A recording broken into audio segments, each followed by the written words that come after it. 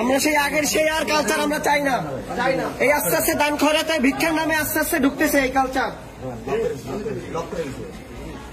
আজকে ফিল্টার ঢুকবে আর কয়েকদিন পরে অস্ত্র ঢোকা শুরু করবে। ফিল্টার এক সময় অস্ত্র হয়ে যাবে। দেখেন